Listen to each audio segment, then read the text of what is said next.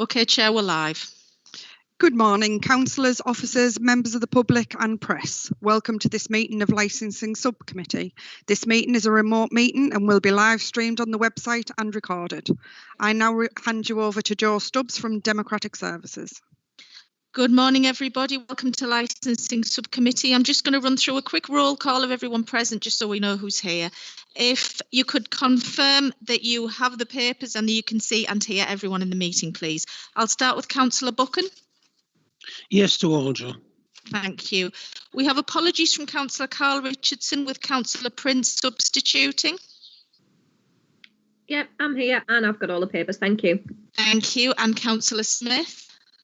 I'm here and I've got all the papers. Thank you. From Hartlepool Borough Council, we have Tony McNabb and Ian Harrison. Yes, here and present. Thanks, John. As the applicants, we've got Tony Moore. Yes, and we have all the papers. Thank you. And Tony Steele. Yes, present and aware, yes. And speaking as objectors, we've got Zoe Craig. Yes, I'm here. Colin Oates. You're on mute, Mr. Oates. Sorry? There you go. Thank you. Alison McCullough. Yes, I'm here and I've seen the papers, thank you. Thank you. Katie Simpson. Yes, I'm here. That's lovely. Thank you very much. And we also got Councillor Tony Richardson present as well. Yeah, I've got it. Go on. Cheers, Joe. Thank you very much. Right, I'll hand back to you now, Chair. Thank you. Thank you, Joe. We've gone through the apologies for absence, so we'll move on to section 2. Any declarations of interest by members? None given. So items for decision, it's the application to vary the club premises certificate for the Hartlepool United Supporters Club on Sandringham Road. I will pass you over to Ian Harrison. Yes, good morning. Thank you, Chair, and everyone who's taking part today. As you say, this morning's hearing is to consider an application for the variation of the club premises certificate, which is in place for the Hartlepool United Supporters Club on Sandringham Road. And it's the Supporters Club that's made this application. A copy of the existing club premises certificate is attached to the papers as Appendix 1, and a copy of their application to vary that certificate is attached as Appendix 2. I've attached some Street View images and a map just to clearly identify the location. In summary, the applicant has applied to license part of the front car park so as to allow for table service and the consumption of alcohol between 11 o'clock in the morning and 10 o'clock at night, 7 days a week, essentially creating a beer garden at the front of the premises. By matters of background, the application has been advertised in the prescribed manner and 10 representations were received. One from the Council's Environmental Health team, which was Appendix 5, and 9 from Hartlepool residents, Appendices 6 to 14. The representation from Environmental Health refers to the proximity of the premises to local housing, and the objections from Hartlepool residents refer to issues of noise and antisocial behaviour. As relevant representations were received, we have to hold the hearing today as we are. Members may wish to note that the Supporters Club holds a club premises certificate rather than the usual premises licence. Club certificates are only available to genuine private members / working members clubs and similar establishments that operate entirely for the benefit of their members. The general public are not permitted into such clubs unless signed in as a guest by a member of the club. There is a mandatory condition applied to all club premises certificates, which states that all off-sales of alcohol must be sold in sealed containers. An off-sale is the sale of alcohol for consumption away from the licensed premises. In this case, the licensed premises is currently the bricks and mortar of the building only and does not include the car park. To accommodate the post-lockdown reopening of the hospitality trade on the 12th of April this year, the government has relaxed licence conditions requiring sealed containers for off-sales, and as such the Supporters Club is temporarily permitted to supply alcohol for consumption outside. Once this allowance is removed by the government, the club would have to stop selling alcohol in open containers, i.e. an open pint glass, for consumption outside, and consumption would have to take place inside the building once again. Should the subcommittee choose to grant the requested variation, the car park would become a licensed area, and as such, alcohol sold for consumption in the car park would be an on sale and would not be subject to the sealed containers only licence condition. I'm happy to answer more questions on that technical point if needed, Chair. Having regard to the representations received, members may take any of the following steps for the promotion of the licensing objectives: to approve the application in its entirety, to approve the application in part with or without the addition of further conditions, or to reject the whole or part of the application. Members are reminded that the decisions they take must be in accordance with the licensing objectives, which are the prevention of crime and disorder, public safety, the prevention of public nuisance, and the protection of children from harm. Members are reminded that they must only consider those aspects of the licence application that are relevant to the representations received. And the recommendation, Chair, is that members consider the representations made by the applicant and the objectors and determine what aspects, if any, of the application should be granted, and if appropriate, what conditions, if any, should be attached. Thank you, Chair. I'm happy to answer any questions anyone may have. Thank you, Ian. Appreciate that. So can you just clarify for me, how will the Supporters Club already have a beer garden in place? It was reported in the Hartlepool Mail with a photograph of a wooden fence all the way around. If we're discussing that application today, how come it's already gone ahead? Yes, certainly, Chair. As I briefly touch on in the report, at the moment, because of COVID, people can only consume alcohol outside. It's not considered safe to be able to have people drinking indoors. So therefore, the government has made certain relaxations to licensing laws to allow the sale and consumption to happen outdoors. So that's what's happening at those premises at the moment. Essentially, off sales are being made from the club. The alcohol is being supplied to a non-licensed area outside. But the condition that applies to clubs for sealed containers doesn't apply at the moment. So what's happening is the consumption is happening outside perfectly legally at the moment. But when those COVID restrictions stop and people can start drinking indoors again safely, and we don't know when the government will remove that relaxation. They'll do it, I'm sure, when they're totally satisfied it's safe to require people to be indoors or to allow them indoors. The club would revert back to its current club premises certificate, which has a condition on it saying that off sales of alcohol, and by that I mean sales of alcohol away from the licensed building, would have to be in sealed containers. So what they're doing at the moment is fine, but that's short term. What the club's asking for is that long-term ability to be able to serve alcohol and have alcohol consumed outside. Thank you for that clarification. Amy, did I see your hand go up? Sorry, I temporarily forgot what I was going to ask and then it came back into my head.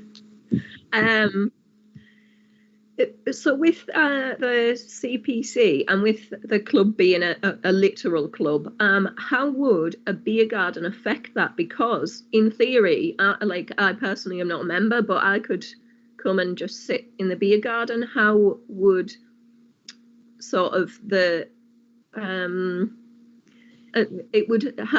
if you're having to go through the doors, it's easier to check that somebody's a member or somebody's with a member. Would this affect the license overall? Would it have to become, I'm not quite sure how it would work. Yeah, it would be a responsibility of the club to make sure that they complied with the conditions of running a bona fide club. So the outdoor beer garden would effectively become exactly the same as the indoor parts of the club. The same rules would apply, the same legal requirements would apply, and it would be down to the club to manage that. So they'd have to be sure that anybody who was drinking outside was either a club member or had been signed in by a club member.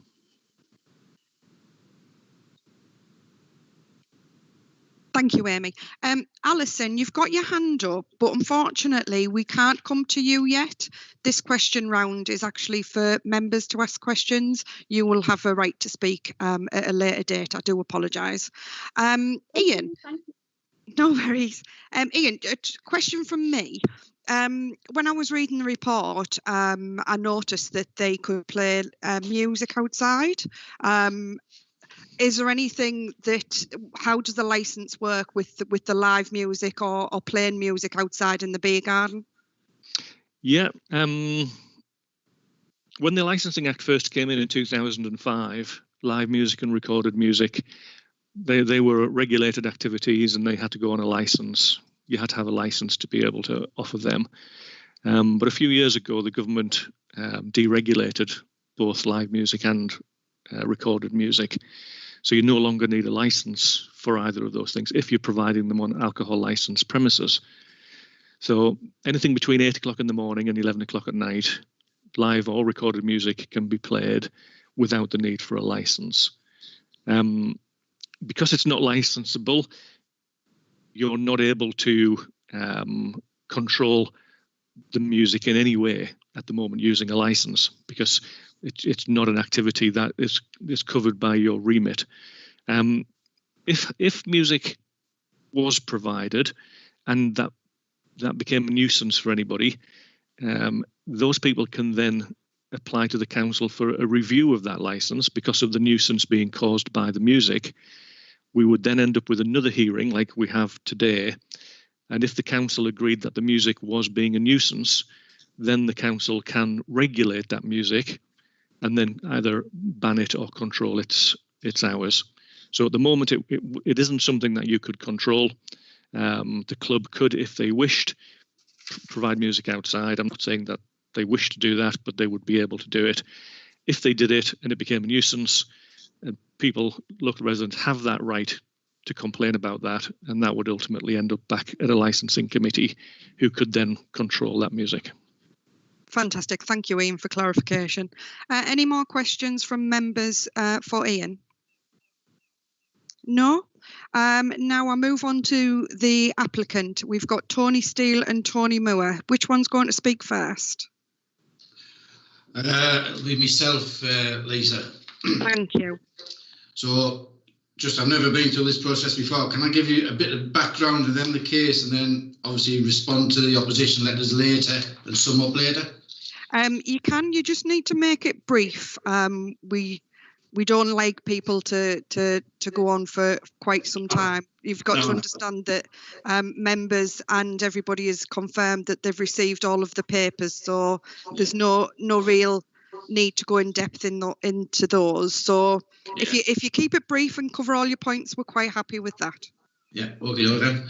So a bit of background on the club, because there's people here that obviously don't know what we're all about. So the Hartlepool Supporters Club, contrary to what some people would have you believe, is not a haven of violent drunkards disrupting the local community by swearing and causing public disorder, throwing glasses and intimidating the residents, which the article in the Hartlepool Mail also supported.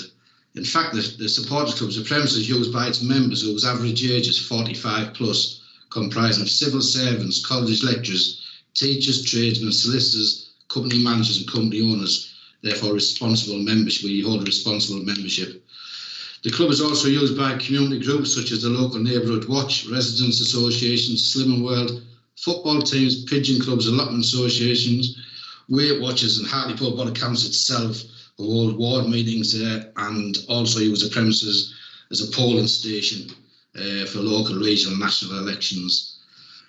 And all the members appreciate the club and work hard to maintain the high standards in an area that has had more than its fair share of drug misuse and the antisocial behaviour that accompanies that. Background on the beer garden, which we installed on the 10th of April and opened on the 12th, and to date we have not had one incident of vandalism, one incident of antisocial behaviour, or one complaint from the residents, environmental health or the police, which PC Jeff Coggins and Chris Harden will corroborate if we need to go to appeal on this. This is due to the fact as a club, we and the committee manage our premises to a high standard, respect our neighbours, which is something we will continue to do if a licence application is accessible today. We believe this not only meets the licence objectives in section 4.7 in its entirety, but actually exceeds them. So we've applied to license a portion of the car park, not all of the car park, which reduces the parking by 6 spaces, which leaves 7 normal spaces and 2 disabled spaces, which is 9 in total, which is more than adequate for our staff and our non-drinking guests and disabled members of the community. We've advertised this by the legal requirements imposed on us by the council. We're also disappointed that the opposition have approached the Hartlepool Mail and not give us a platform to come back and respond to this. Bit of a disappointment. We thought we were going through a democratic procedure, but they've gone that way.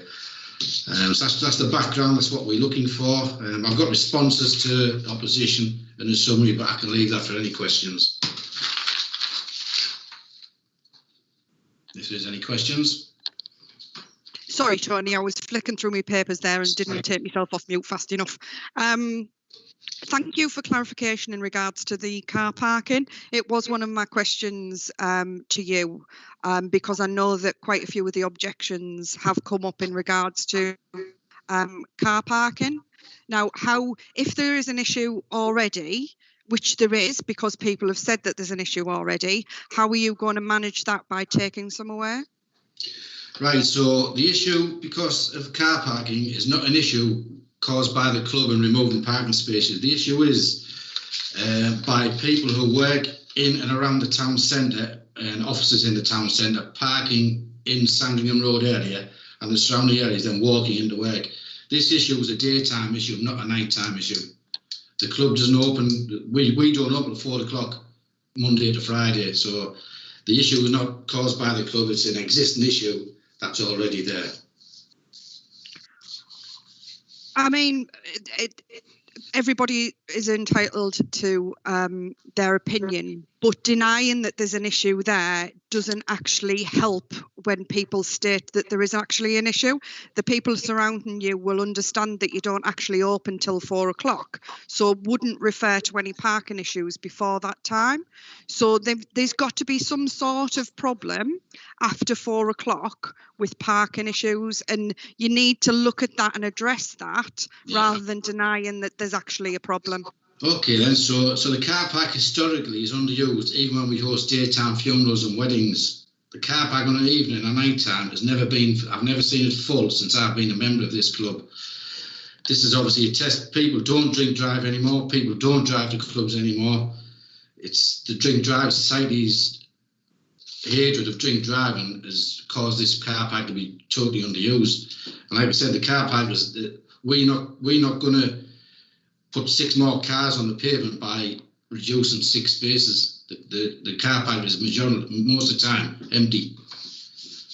We do, there is days, yes, I'll agree, there's days when the football team finished, they'll come in, they'll regroup, have a quick meeting, then they're gone, an hour on a Sunday. But the issue is not caused, will not be exasperated by us closing 6 spaces. It will not add to the existing problem that's already in that area. Okie doke. I'll pass you over to Amy. Sorry, thanks, Chair.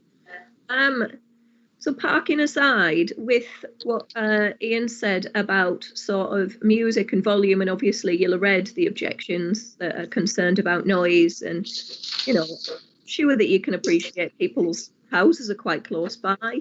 Definitely.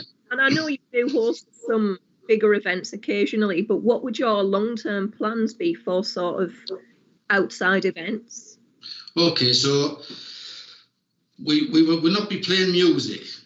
We once a year, which hasn't happened since 2016, we hold a scooter rally on the Sunday before the bank holiday in August. This, I'll agree, is a big event. It's a loud event, but we do open the club up to all the residents who can come and enjoy that event. So we have got no plans to play music outside. We've got no plans to put heaters in outside. It's basically what's there now is what we want to keep. Just give the members in the summer on an early evening to go out and enjoy a drink while the sun's still up, and then come back in. You probably see, I don't know how close you live, but you probably see as it gets cold, people go home. As the sun goes down in the summer, people go in. It's just a facility that's going to be used mainly in the summer months, more than likely just after work for a couple of hours, and Saturdays and Sundays are going to be predominantly your busiest days outside. So we've got no intention of putting extra heaters in. music outside, extra lighting. What's there now is what we intend to leave. We're not going to make this the focus of the club, more of an overspill for people enjoying the summer. Can I ask another one, Chair? Yeah. Sorry, I actually live reasonably close. I walk past your club probably 2 or 3 times a week, which is, you know, I've not been, I'm not a patron, but that's why I know about the scooter do. But my other question was going to be, a couple of the complaints or objections, sorry, have mentioned sort of damage or antisocial behaviour and stuff. And you've mentioned in your application you've got CCTV. When any incidents have been made knowledgeable to yourself, when you've been informed of any incidents, what I can see Tony Steele's shaking his head at me. But if you've been made aware of any incidents, have you taken any steps such as looking at CCTV to ensure it's not your members, you know, stuff like that? Are you taking that one, Tony? Can I answer that one, please? Yeah. To our knowledge, no antisocial behaviour complaints have ever been made to the club via any authority at all, i.e. be that the police or local residents. In fact, the PCs, the local PCs in the area use our CCTV quite often. As you're aware, that there is problems in our area with drug abuse and whatnot. And on a regular basis, we have the local PCs asked to view our CCTV. Our CCTV covers that full area, not just the car park. It covers the full Duke Street area. So local authorities do use our CCTV to try and obviously find these criminals that are acting in that area. With regards to antisocial behaviour, and I know one of the letters mentioned cans being left on doorsteps and whatnot, we as a club don't actually even sell cans. So, you know, for that to be put into one of the letters is, again, totally misrepresentation. We don't sell cans of any nature within our club.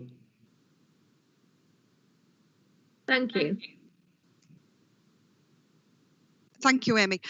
Colin, again, unfortunately, these are the questions for members. If you just keep a list of any questions that you want to ask, you're quite happy to ask them at the appropriate time. Cheers, Colin. Bob, did I see your hand up and went back down?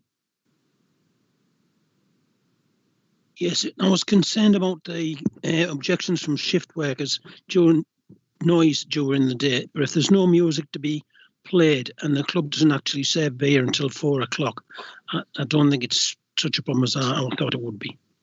Yeah. So basically, so currently, because the members are all professionals and 95% of the membership are workers, we open the club at 4 o'clock. We don't start getting busy till 5 o'clock. And the beer garden so far has been shut by 9 o'clock every day, with the exception of Friday. We do open early on a Friday. We open at 3 o'clock on a Friday. We have some people who travel away for work and they get home early, so we accommodate that. But since we've been open the beer garden, we've been shut by 9, apart from the Fridays and Saturdays, due to getting cold. We've got no intention of making that beer garden any more comfortable than what it is. We don't want people standing up there all night. It's harder for us to manage. We don't want to go out collecting glasses all night. We just want people to have somewhere to sit, take the glass in, get another beer and come back out. We don't want that to be the focal point of the club. And I don't think it'll get used like that, but we need to monitor that ourselves. Thank you. I've just got 2 slightly similar questions. As part of 4.7 in your report, does the club have security, and would they have security as in doormen outside to be able to manage any situation that would occur? So we don't employ security doormen. What we do, we have a committee that manages the club, manage the members. We also have 3 officials who also assist in managing the club and managing the officials. And to my knowledge, obviously going back to the antisocial behaviour and fighting of that, I can't remember the last time that a member of that club or even a guest of the club was brought up in front of the committee to be barred out for antisocial behaviour, disrespectful behaviour within the club. So people are aware that when they do come up, we bar them, they don't come back. So people really respect the club and respect the area. Try to do as best as we can. But unfortunately, inside of the club is completely different to outside of the club. Out of sight, out of mind usually comes to play. So unless you have somebody actually outside monitoring the situation, how do you know what is actually going on? So one of our security cameras covers the full area of the beer garden. And is it monitored all the time you're open? It's recorded. We don't have somebody sat there watching it. And also, like I say, we always have a committee man there, or there'll be members there who manage themselves. We don't have to. We're not managing a group of kids or a group of antisocial people. We're managing sensible people who just want to come in, have the drink and go. And like I said, because it's a members club and members bring guests or allowed to sign guests in. If Amy wants to come in to see what it's like, we'll sign her in, and I'm then responsible for her till she leaves. So that's how we manage it. You're responsible for the person you sign in, so you've got to stick with them. I mean, I've been to the supporters club, not as a member, but for parties that I've been invited to in the big room out the back. Sorry, don't know what it's called. So in that, this is the situation that I see, that I, not as a member, walked in there, was able to go as in completely anonymous, nobody knew who I was, to go to that party, would then be able to not have the same respect as your actual members, to then be able to use that beer garden and not give a monkeys what happens on my return. So they're the people that you've got to look at, not your members that are actually really good, but you need to look at the situation where there will be people that are not within your remit of being a good member. Yeah, which we manage all the parties that we have in there, from funerals to weddings to 18th. We manage that. We actively, we don't police the party and such, but we have members and committee men and officials there to do this. People who book these events are responsible for all the guests. We take deposits off them, that any damage, any antisocial behaviour, any violent actions, they won't get the deposit back. So they're ultimately responsible for the guests and who they invite. We are ultimately responsible for making sure that they enjoy the place in a safe manner and leave the premises at the end of the night. So you're not prepared to actually have anybody that's outside being able to monitor the situation until you know how the public's reacting to being able to sun and beer and not being under the committee's eye direct? Yeah, because we will have committee people on the premises at all times. On the premises, but not outside. Well, they don't sit. This is the question. I'm sorry, Tony. I know I'm drilling you, but this is my big thing. Is that I totally understand that inside your premises, you're telling me that you're absolutely fantastic and you don't really have any problems. Yeah. But the people who are actually outside see problems and see situations. And unless you're prepared to manage the situation outside, because it's an unknown to you, the same as it's an unknown to me. So unless you're willing to actually look and manage outside, not a man that's sat in a little doorway on the inside or somebody's sat having a drink on the inside, you need to be able to cover 4.7. Yeah, which is the security and safety of the people that are outside, and somebody sat inside the committee room cannot do that. Yeah, well, we don't sit inside. This will be treated as another room. This will be monitored as we monitor the bar, as we monitor the concert room, as we monitor the upstairs room. There'll be a committee man, whether he sat there all night, which he can't do, but there will be a committee man out there and an official out there on a regular basis. We don't have a committee to sit in every room to watch people, but we'll be treating this as just another room in our club that needs to be managed, looked after, cleaned up and tidied up and closed down at the end of the night with no disruption. So, Lisa, can I just add to that, please? Sorry, Tony, of course you can. Yeah, obviously this area will become part of our licensed area, and as Tony just mentioned there, 7 days a week we have at least 2 committee men within that club when we're trading. So that will become part of our duty to manage that area as well as all the other rooms. And as of to date, we haven't had any antisocial behaviour in any rooms, and if we have, then it's been dealt with ASAP. I mean, I totally understand that that's the way, the system that you've always had, and that's the way that you do it. But being inside of a building is slightly different to being outside. People do act completely different, and we've seen this through beer gardens being open throughout the town, that people act completely different outside in a beer garden. So managing it in exactly the same way as you would being sat within four walls is not really looking at it as a new picture. Yeah, I disagree with that. I disagree with that, because we will treat that as another room and manage that as we do. Members are also responsible for the welfare of the club. So we'll have committee members. There should be no, this is not a pub where anyone can just walk past and sit down. Can't do that. So there'll be monitored who goes in, there'll be monitored who's looking after the people, there'll be committee men there, and there'll be also the officials. So like I said, this just becomes another room and another one for us to manage, look after, keep clean, keep tidy, and close at the end of the night, as we do. We have rooms upstairs that are closed. We open the rooms up. That gets managed. It's just another one for us to manage, and it's easy for us to manage because we're not open to the general public, so we don't need security. We know pretty much who's coming in the club. We don't need doormen to stop people or people who are barred from another pub coming in, because they don't have access to the club, and that's managed by the committee and the officials. Amy. Oh, sorry. Thank you. So hypothetically, if one of your members brought a guest and the guest behaved inappropriately in any manner, what would your procedure be to deal with that? So the procedure then is to get rid, just stop. It depends what sort of behaviour. If he's just being loud and abusive, we'd ask him to leave. We would then, at the following committee meeting, bring that member up to explain his actions and why he hasn't looked after his guests, and look to give him some sort of suspension from the club. Thank you. Thanks, Amy. Any more questions from members? No? Tony, have you said everything that you need to say? Just about, yeah. The only thing that obviously some of the opposition letters are saying that there's doors open upstairs and there's loud music. We don't have the facility playing music upstairs. The door does get open, but that's for ventilation.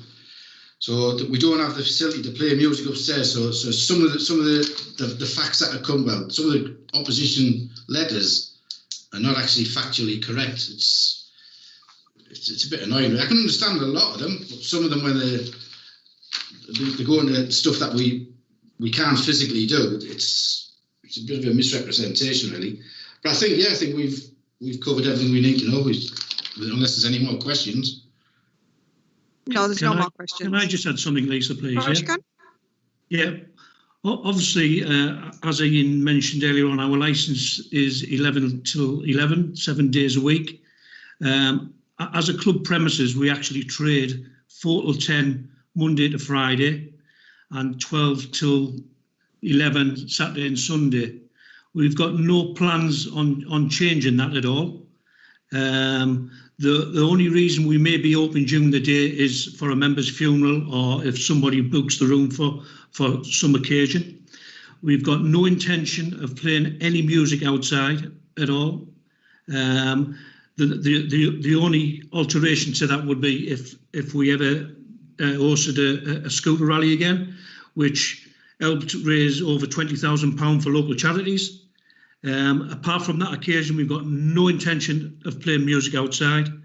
And like I say, over the last 3 weeks of it being open, it's been managed properly, and there's been no antisocial behaviour at all, compared to obviously some of the issues that you've had in other areas of the town. And I think you'll have seen that we've had PC Coggan and PC Griffin come past every weekend to monitor the situation, and they're quite willing to come up in front of yourselves and give statements if required. And like I say, we've managed it as we would manage the inside of the club. Thank you. No problem. Right, we move on to the members of the public. So I'll take these in order. So Zoe first. Yes, thank you, Chair. Right, as you can see, we have objected to this. The Supporters Club is in the middle of a residential area and is surrounded by house. As I've mentioned in my objection, and something which I believe is important to note, if variation was approved and allowed to go ahead, under the Live Music Act and the Deregulation Act, they can actually have amplified music outside up till 10 p.m, which is on their licence. Now, due to the close proximity of the houses, there's a strong possibility noise complaints will follow, especially considering the fact that nothing separates this establishment from surrounding houses other than a road.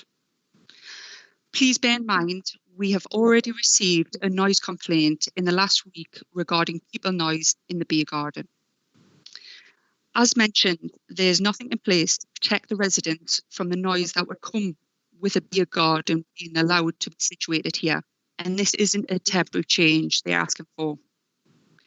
I think it's important to note that it's not only the potential for complaints to come in regarding music that must also be taken into consideration, but people noise. That is often associated with people gathering in groups and how that noise may actually travel and affect the residents nearby. You could have the quietest individual having a drink, but add even 5 more people to that group. Even unintentionally, the people noise will increase. Add another group sitting 2 meters away, and again, you've got the noise increasing. Something else to take into consideration is the car parking. They've now lost almost half of the car parking spaces. This will mean the possible displacement of cars onto residential streets. We must take into consideration when it comes to closing up and customers leaving, the closing of car doors, engines starting, music from a car radio that they hadn't realised they had turned up and now is potentially awoken the resident. With nothing in place to help protect the amenities of those residents nearby from having a beer garden here, I guess the most appropriate question was, do you like to live opposite from this? The legislation provides a clear focus on the promotion of 4 statutory objectives, which must be addressed when licensing functions are undertaken. One of those being the prevention of public nuisance. Protecting the public and local residents from crime, antisocial behaviour and noise nuisance. And it's the noise nuisance that I'm objecting to today. That is all. Thank you, Chair.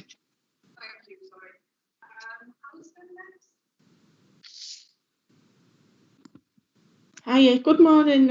Thank you. I've enjoyed listening to all of that. It was very interesting. From my perspective, we live almost directly opposite the fire exit of the club. We have a lot of noise now with the current licensing conditions.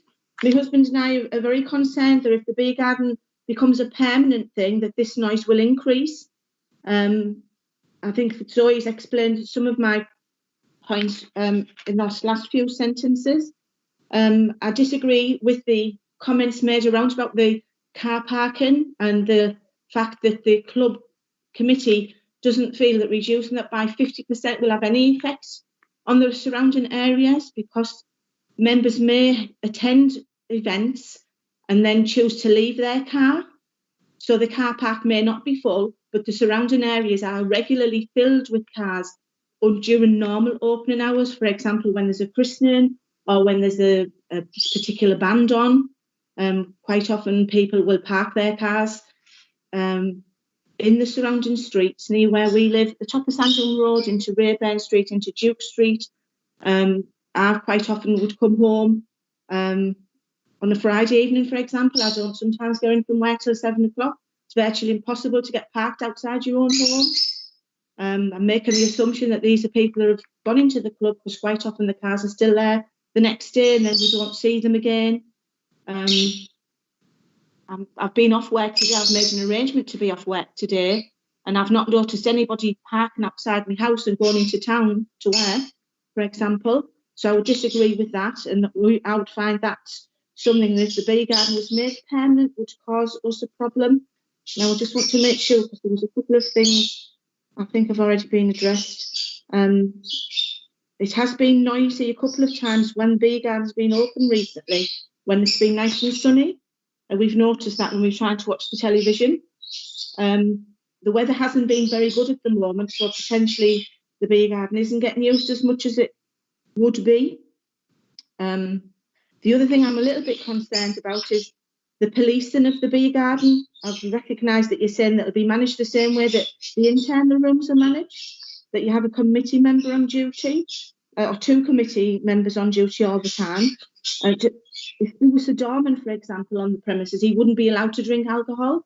Are the committee members drinking alcohol during the time when they're in theory ensuring that the club members and their guests behave appropriately, and that they would then be able to challenge somebody in a reasonable manner if inappropriate behaviour became something? Not explain that very well, apologies for that. When you mentioned the CCT that goes all over Duke Street, does it actually go over into the bee garden itself? The other thing I was wondering about was you mentioned the polling station. Obviously, that polling station actually normally sits where the current bee garden is situated at the moment. So is that going to be able to go to the other side? And that's normally there for at least 24 hours or so prior to elections. So how is that going to affect your car parking when the polling station is there? I think you'd mentioned that on a Friday that you open 4 till 10. Is that correct? Because I can't see that the club closes at 10 o'clock on a Friday.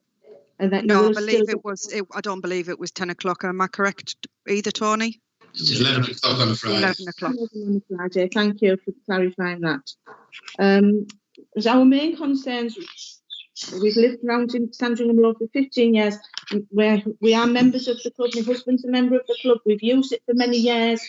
I would like to continue on using it, but feel that as we are residents of this area, our quality of life when we are not intending to use the club is going to be detrimentally affected by the noise that is currently there now, that might be made worse by the bee garden being allowed to open, that we are affected by the car parking, and we may not get cans left on our wall, but we have had bottles and glasses left on there. We have seen people come out of the club and march down Sandringham Road drinking out of glasses that they've obviously taken from the club. So that does happen. And I think you've answered the question about the music. So I would be concerned as well that if the bee garden did become a permanent fixture, that despite the reassurances from the committee that music won't be played out there, that there would be a possibility that that could happen in the future.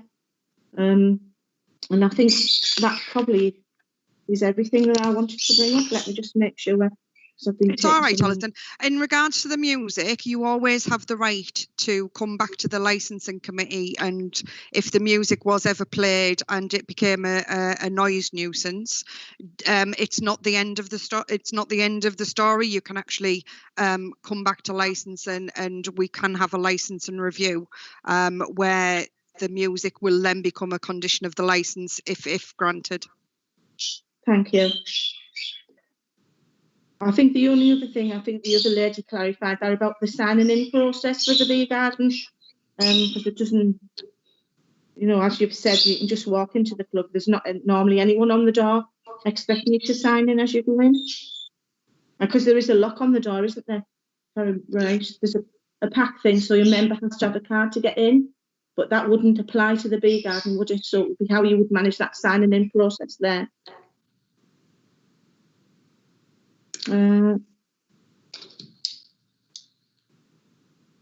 Right, so that was everything from me. Thank you.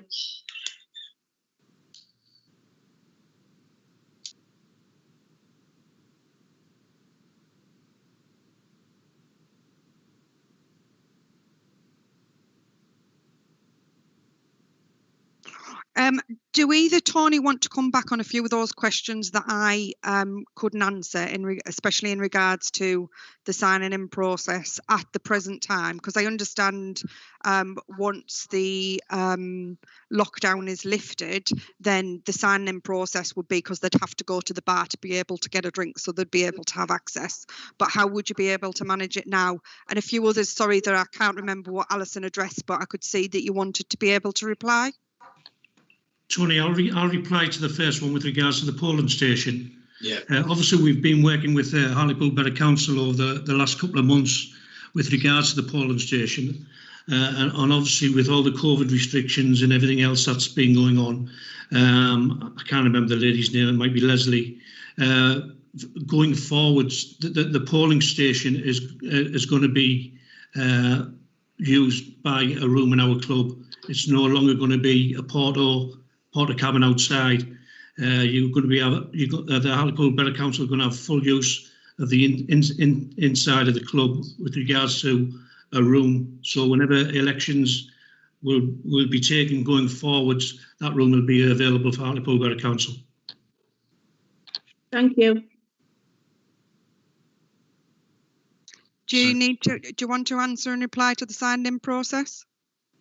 So the sign-in process, again, we have, it's all a fob entry. Your member can bring a guest in. Your guest can't go in without the member. But it's table service at the moment, so how are you managing that? There's a sign-in process. Ian Harrison's saying our sign-in process. Everybody that comes in the club, barmaids, guests, members, everyone's signing the COVID capture register. So there's a table outside. It may be a COVID capture, but how do you prove the COVID capture doesn't capture that they're actually a member? We know we know the members are. So everyone that comes in with a member, we know them. All the committee members. It's not Hartlepool United. It's Hartlepool United Club. It's a little working men's club. I totally understand. But you were saying that there is a sign-in process to be able to get into the pub, into the club, in regards to a key fob or a door fob or however it is. But that's not in situ at the moment. And you sat there telling me that you know every member. Doesn't give me much weight to a signing in member sat there knowing exactly who was in that beer garden. So how do you manage without that key fob to know that it's a member sat in the beer garden? Because a member will bring him in. But he's not going in anyway, he's sat outside. And it's table service, so the barmaid actually comes to the table. He's bringing them into the beer garden. The barmaids know the members. Barmaids know strangers. If they're not with a member, they won't get served. They'll be asked to leave. Your member brings your guest in. Got to remember this. It's a members club. I do understand, but as I say, you referred back to a key fob entry or that type of being able to prove that it was a member. The outside, there is no key fob entry or there is no signing in process. There may be a COVID signing in process, but that's not part of your licence. That's not what we're talking about today. We're talking about proving that it's a member, which is part of the no antisocial behaviour because he's part of a member, etc., etc. Yeah. But there's no guarantee, is there? Lisa, sorry. Before we opened the beer garden, via social media,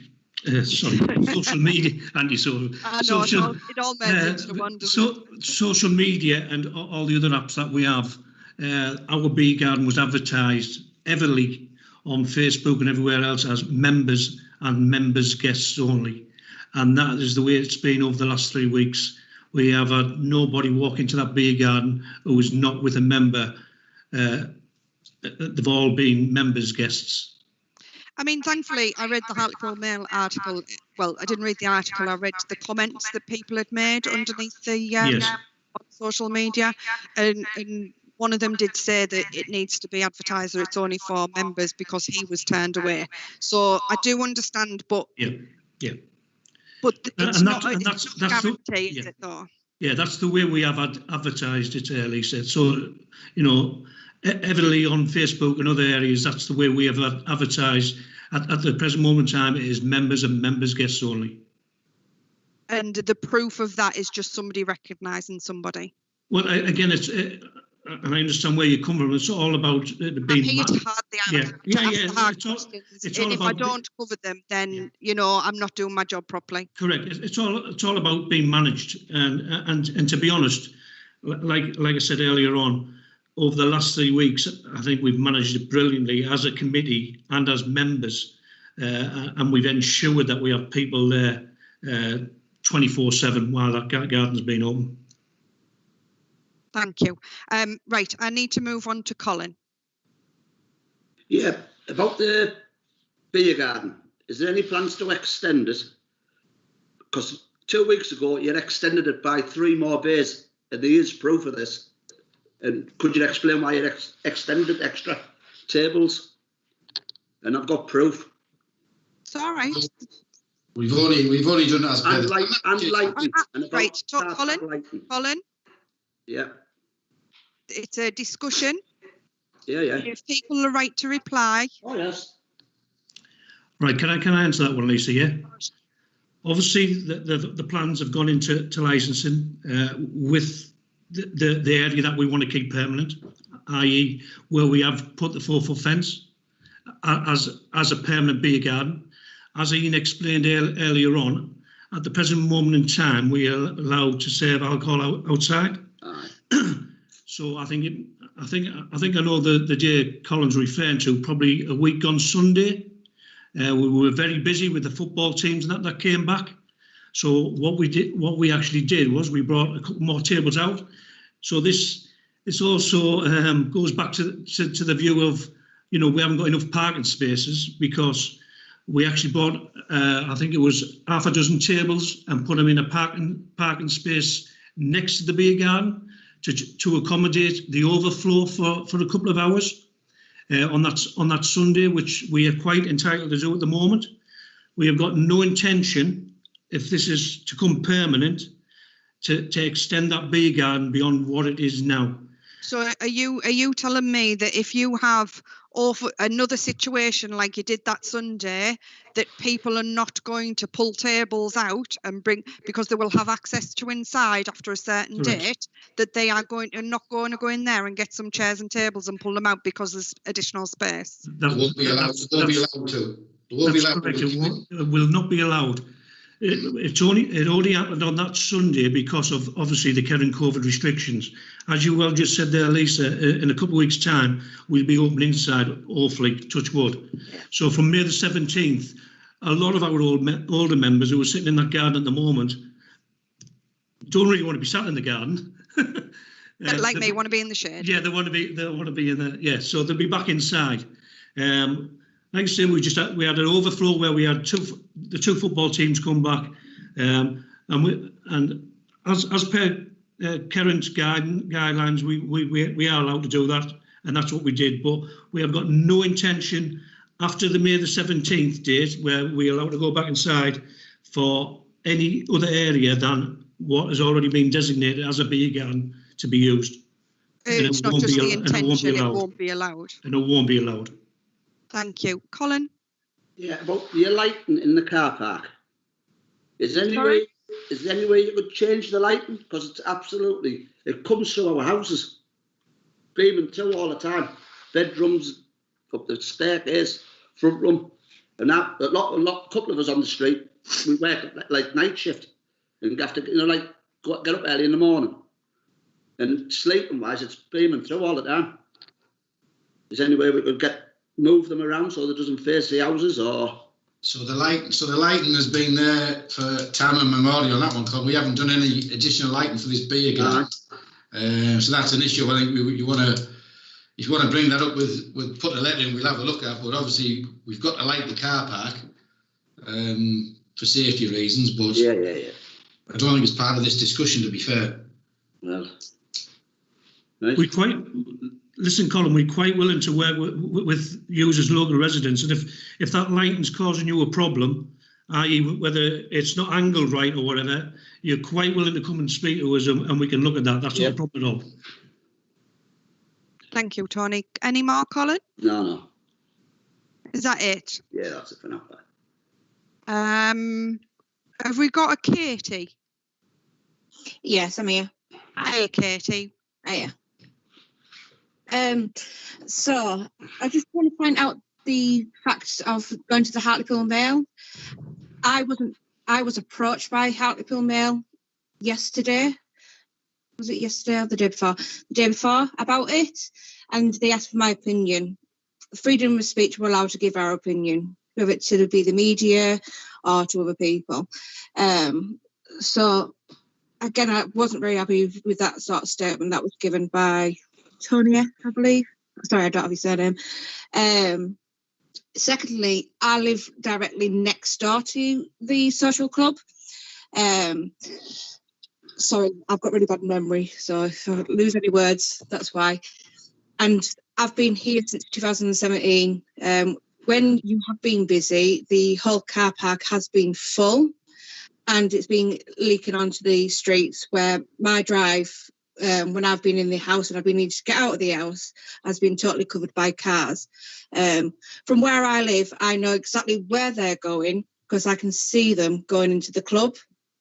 So using the statement of they're not club members, they're not going into the club is absolutely false. I appreciate there's the bookies as well, which is an ongoing issue that I'm having with them being quite antisocial with me and refusing to not park on my drive or directly onto the path which is facing my drive. In regards to raising these funds to the social club members, to the social club committee, I have very severe anxiety. I'm quite shaken right now. So for me, I don't really know anybody in Hartlepool at all. That would be very severe for me to actually approach somebody that I don't know. I don't know how somebody's going to react to me, just simply stating, can you tell this person not to park on my drive? I used to be a social club worker from where I used to live in Staves. Appreciate it was a nice, very quiet village, but they had their own cricket club. They had their own place for the beer garden. So I can appreciate the importance of a social club. It helps to bring in money, and it also helps people to come together, to get in parties, everything like that. So I appreciate the importance of a social club. I absolutely loved working at a social club, especially speaking to all the members. I can appreciate that members of social clubs are very polite and they're not a nuisance. So like the issue that Lisa has raised about it not being members, but guests that have been brought in. Obviously, if you've got a beer garden, again, you can't verify who actually is a member or who isn't a member. When you're working in a club, you can't ascertain, especially when it's busy, who is a club member or who isn't a club member. This is from experience. Obviously, I haven't worked in the Hartlepool Social Club, but from working in a previous social club, I know it's very hard to distinguish who is a member, who isn't a member, because you can't keep track. I appreciate you get the fobs to go in, which is good. But if you're in a beer garden, there's no fobs. There's no for me to establish who is a member, who isn't a member. Fair enough saying that there's committee members that are out there as well. But if you're drinking, which committee members do in social clubs, you can't verify who's going to be a nuisance, who isn't a nuisance. I have witnessed on the day of the opening, I appreciate it might not have been any of your club members or anybody that was visiting your club, but on the Sandringham Duke Street junction, there was a car that was just left abandoned on the junction, not even parked on the side of the path and sticking out, which was very hard to try and drive past, because I appreciate Duke Street is a busy road. There's people parked everywhere. It's hard to see from both sides which cars are coming, which cars aren't coming, which is causing an issue that could possibly end up being car accidents, people getting injured, pedestrians getting hurt. Right, sorry, I'll let anybody ask any questions.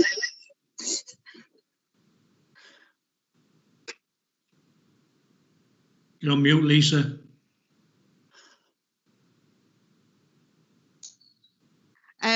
No, this is the right time for you to be able to ask all your questions and get things off your chest, because the opportunity is now, because once it's gone, it's gone. So don't worry. Do we have... I just answer one, Lisa, sorry. Can Yeah, I just go answer one about the members and the guests and that? Our busiest day for members is a Sunday. We average about 35 to 40 members. So you can imagine them people in 2 rooms, we all know who's who. If them 40 members split up across 3 rooms and some sit in the beer garden, we still know who's who. We still know that the guest will be with the member.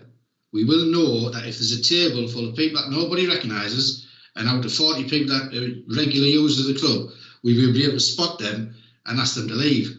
Or if they want to drink and become part of the club, we can sign them in and see how they behave. We can look after it that way. So it's not as if we get 500 people in and that we don't know everybody. We know everybody who uses the club, and I can even tell you the names of the people who use the club on certain days. That's how small of a club it is. So the issue of a stranger coming in doesn't happen. It doesn't happen inside. It certainly isn't going to happen outside. We don't want trouble outside that club. We want to be able to go out on a sunny day instead of sitting cooped up in the club and have a couple of beers after work. And we'll see as it goes on, this garden, the use of it will reduce once the doors open. It will reduce. We probably look at reducing the size of it. It's only because it's COVID that we've had to cater to cover them 40, 50 regular users. So I could see that actually in the future reducing, but I can't predict it. But that's what I'm forecasting. I appreciate that, Tony. Like I said, I used to work in the social club, and I know when it gets extremely busy, it's hard to keep track of everybody. Especially the social club that I worked in, we didn't have a fob system or anything. People walked in, said that they were a member, showed the card. You've got a fob system, brilliant. It's so much better. But the fact, because when it is really busy and there's people that could just randomly sit in the beer garden, you can't establish, if you aren't there or if people don't really know everybody, you're saying that you know everybody, you can't establish which person isn't a club member, who is a club member. I see going for me. In regards to the car parking, I have noticed when you've been having like big do's, there's been cars parked, the full car park has been packed, and then all the residential area has been packed. To say that your car park never gets used is a bit wrong, sort of thing. I appreciate the time that you've been open now, there hasn't been any nuisance at all, so I'll give you that. There absolutely hasn't been any nuisance. Yeah, beer garden hasn't actually been that full, as far as I know. It's been quite quiet. Obviously, with the weather, nobody wants to be outside on the cold. So I appreciate that. It's a fact of where it is. If you had an area that wasn't straight onto residential, which is rather unfortunate for you guys, you're in a residential area, and you had your own private backyard, so to speak, that was outside of the public, I wouldn't have an issue at all. Okay, thanks, Dad. Just on another note, the guards being Friday was an exception and the Saturday's been an exception. So normally, like I say, once the doors open again, you'd be lucky if you got 3 or 4 tables full. Now, since you've been forced to smoke outside, there's been gangs of people stood outside for the last 6 or 7 years, up to 20, 30 people. We've never had a complaint about noise then, which is only 3 metres away from the beer garden. So you get people that are late at night coming out smoking. We've never had a complaint about noise, and that's constant. If there's a band on, there's constantly 10 to 15 people outside. So the difference in the noise, I don't quite get why it's become such an issue, because that's what happens already, which is the front of the club, right on the road with all these people. Now we've got people sitting down, actually talking to each other, table by table.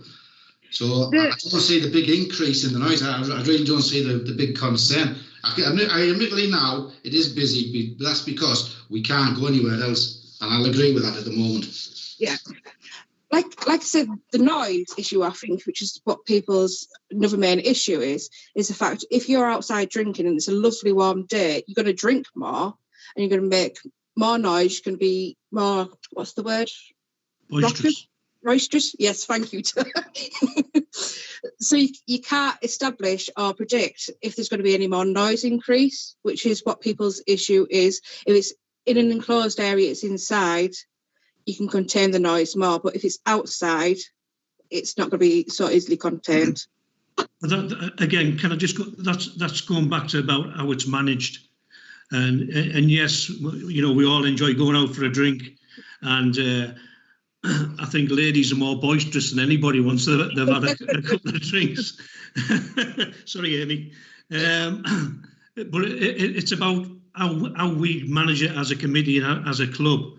I'd just like to refer back to one point that you brought up earlier on with regards to your private drives always blocked, because I don't know whether there is any private drives in Sandringham Road, Duke Street, or whether you live in a different area. I don't know. It's I'm on Duke Street, but it's my private drive is onto Larpool Close. Your private drive goes on where, sorry? Larpool Close. Is that down by the Bogies? Yes, it is. I'm with you now. Which is why I'm saying, I know that a couple of your members or guests of your members have been parking across, especially when you've had dues on. But obviously I understand that it's also the bookies patrons that are a major issue with that as well, which is an ongoing issue that I'm trying to resolve. Right, thank you very much. Moving on now, do any of the interested parties have any questions or need anything clarifying?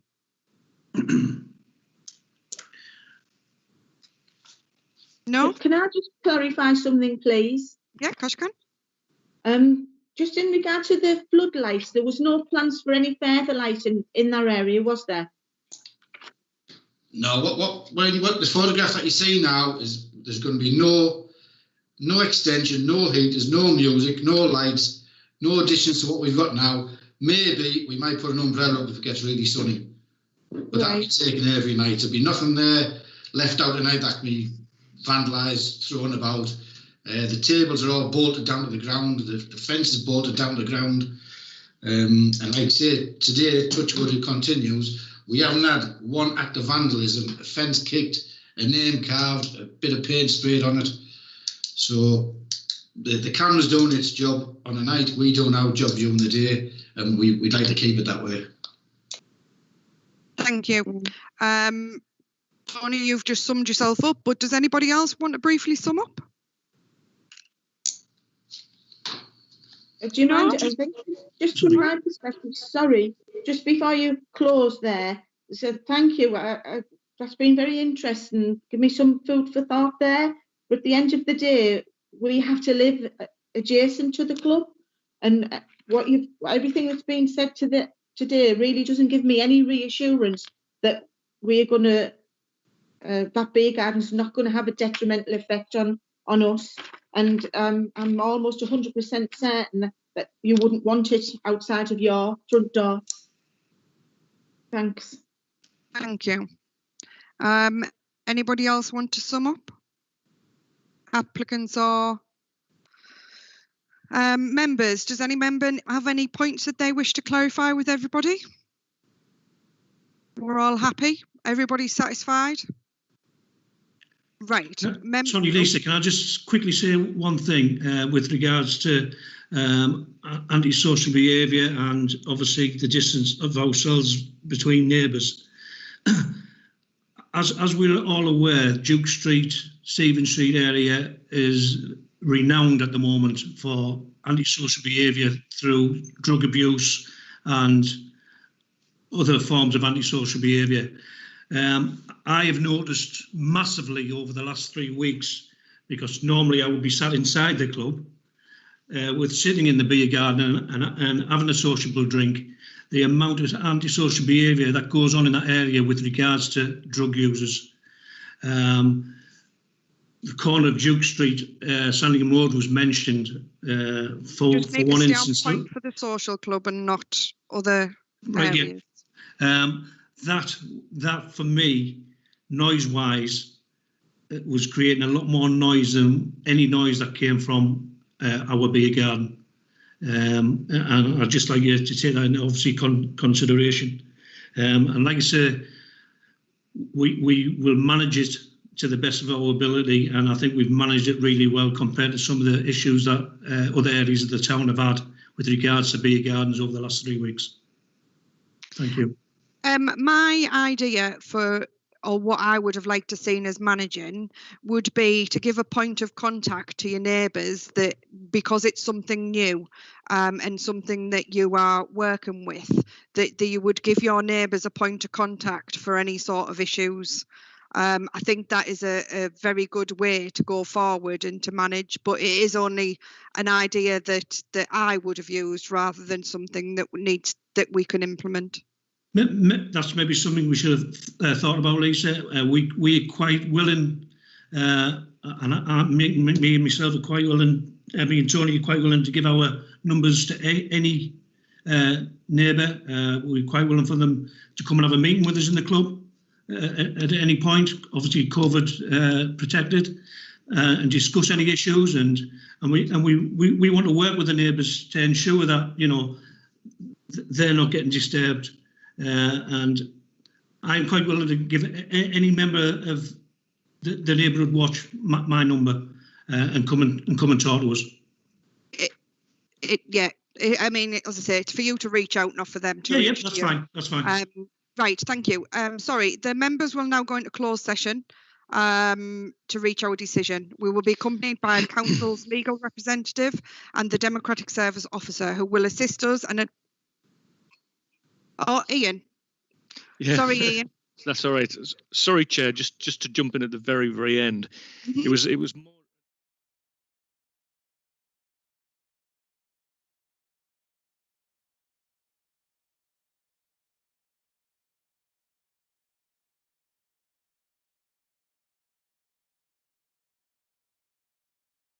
That gets made today by the committee, that allowance for the club to be using outside will continue. And obviously I'm not part of the decision-making process, so I don't know which way the decision will go, but it would be, if the application was refused, the club will still be using outdoors. And that will be the case for as long as the COVID restrictions continue to apply. So thanks, Chair. I just wanted to clarify that point. No, fantastic. Thank you, Ian. So as I said, we will be going into closed session to reach our decision. We'll have legal representative and Democratic Services with us that will assist and advise during this process. We will, you will be notified, I believe, by Ian once we've received a decision, which hopefully will be sometime today. We will reach a decision today, but it's whether or not you'll be notified today. I do believe it is. Thank you very much. Thank you. Thank you. Thank you. Bye-bye. Thank you.